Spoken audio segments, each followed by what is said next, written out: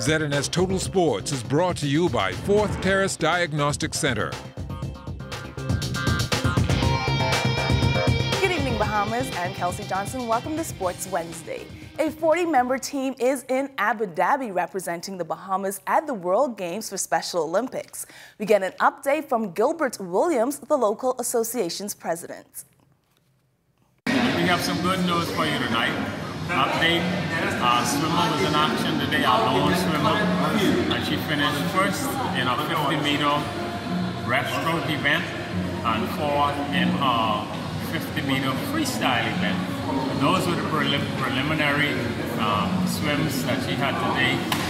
Finals will be taking place a little bit later on, so we'll give you an update there. But we have some really good news out of Abu Dhabi, where our soccer team was in action today.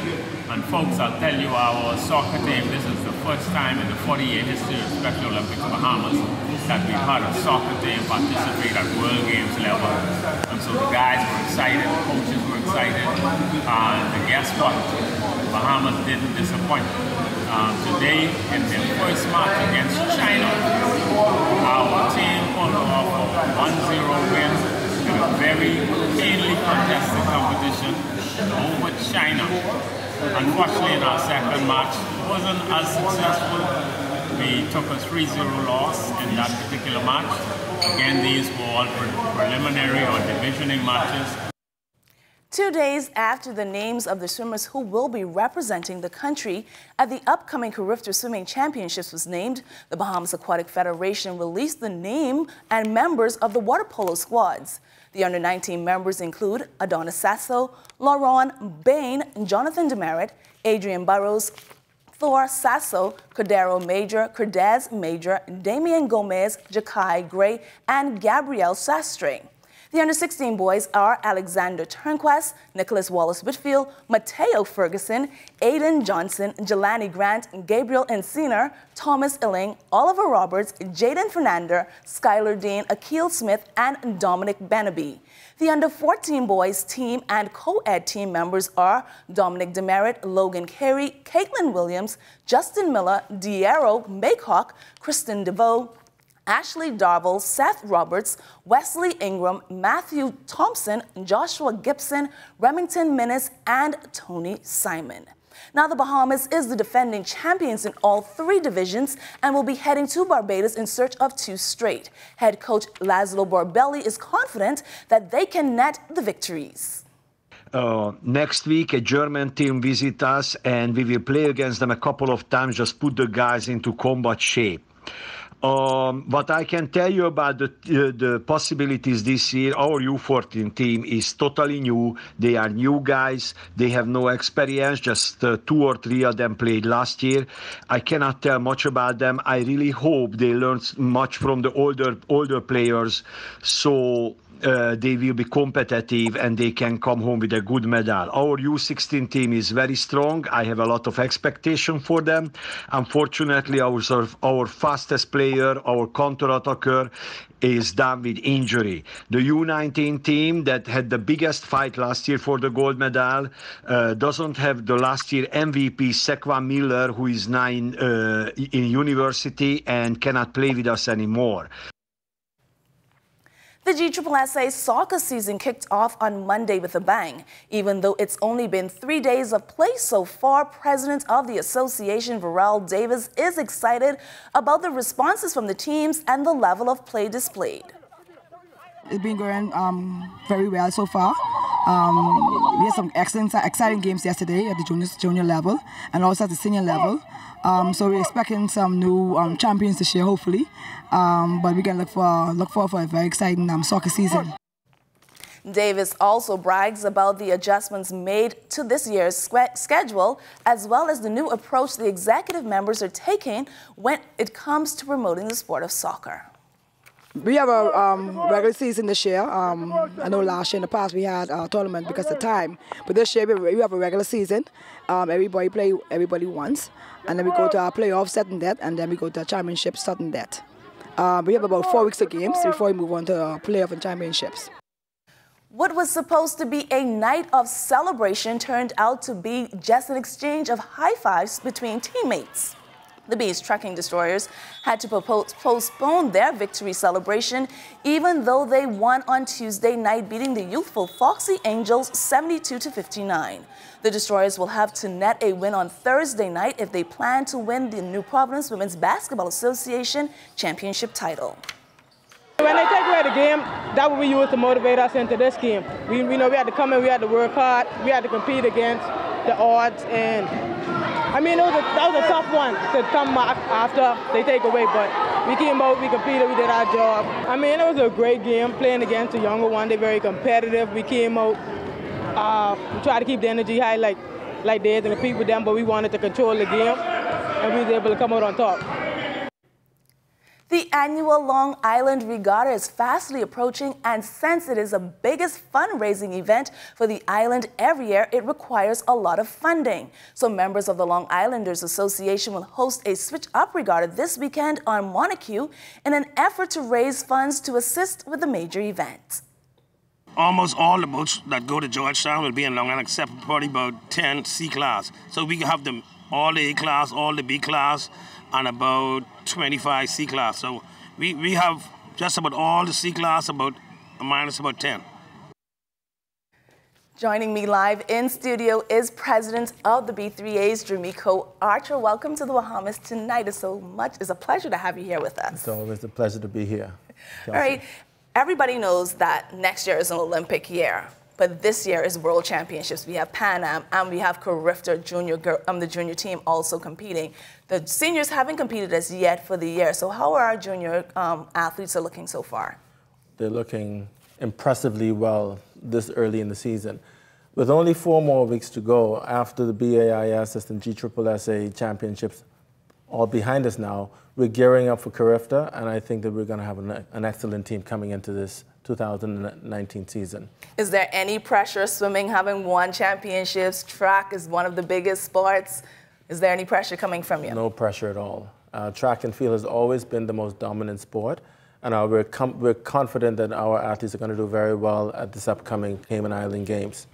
What about the Carifta trials? What can we expect? Any big names coming down from the collegiate side? I know we have a number of stellar athletes here on the local end. We're expecting really good results coming into the Carifta trials. So we've had some injuries early in the season for some of our junior athletes who are podium athletes in the previous Carifta games. And so I'm looking forward to a debut from some of these athletes. And I'm sure that we're going to do well. Nationals is also coming up on the senior, and that will be held in Freeport, Grand Bahama this year. What can we expect in terms of turnout in Freeport, and are all the athletes signed up and ready to go? Well, all of the athletes, it's mandatory that if you want to make an international team that you have to compete at our senior nationals. That's something that we had to impose, and I think that Freeport, Grand Bahama, having it in the senior nationals there is going to really be an exciting time in Freeport. Freeport is track and field country. I mean, when you call track meets, people come out. And so we're excited to having the event down there. And I think it's going to be a nice boost to the economy. So we're looking forward to that. Is there any new twists that, as you as new president, will put into these new meets? So in every element of our track and field competitions, we want to make it more relevant to our corporate partners as well as to the community at large. And so there are always going to be entertainment components to the events that we have for the Carifta trials. We're going to be having a Carifta trial festival, we call it. That will include not just competition, but on Sunday we're going to be naming the team to a gospel extravaganza, the B3A's gospel extravaganza. And so family and friends and the entire congregation, it's going to be an ecumenical service where we're going to have praise and worship. And so that's another element of bringing in the Easter season in with the Carifta team. Now we're going to start outdoor season in a few weeks, especially for the senior athletes, and then they have World Championships, they have Pan Am Games.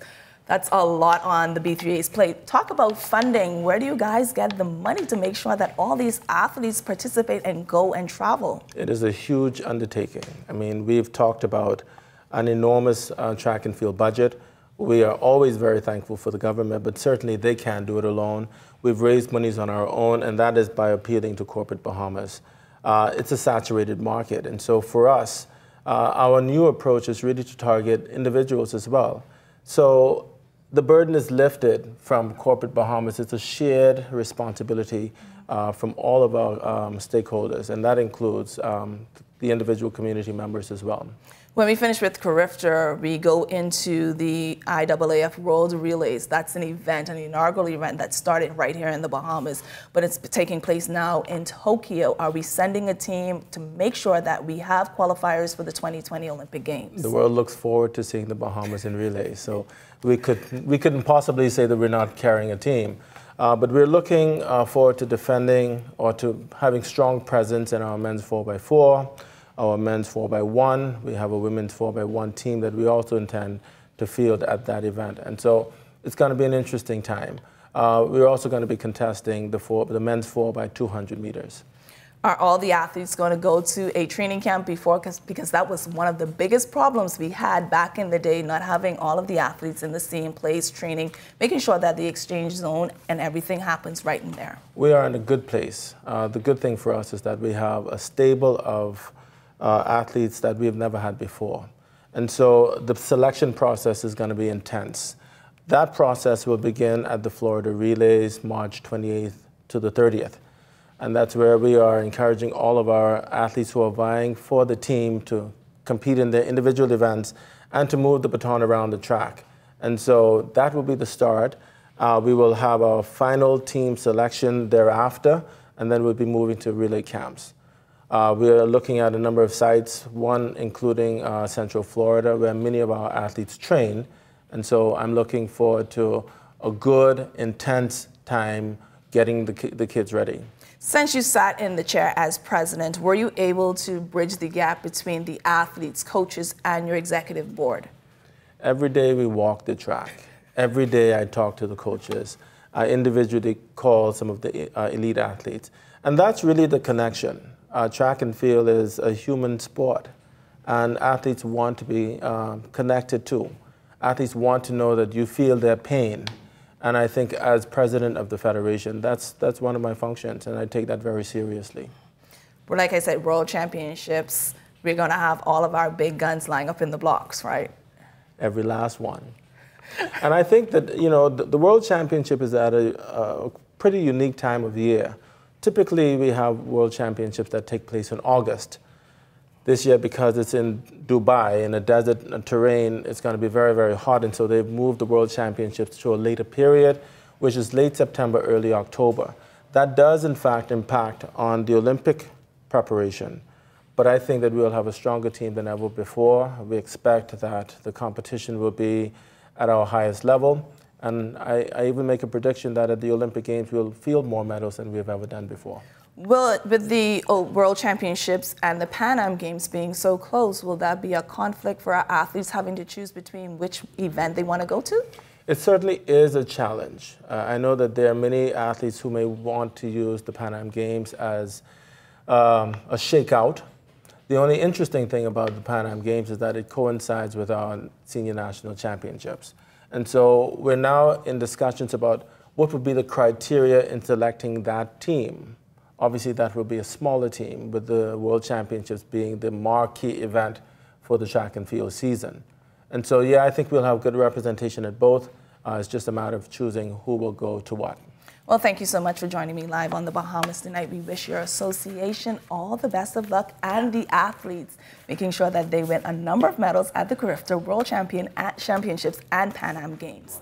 Well, that's all the time we have for sports. Once again, I'm Kelsey Johnson. Good night. ZNS Total Sports is brought to you by 4th Terrace Diagnostic Center.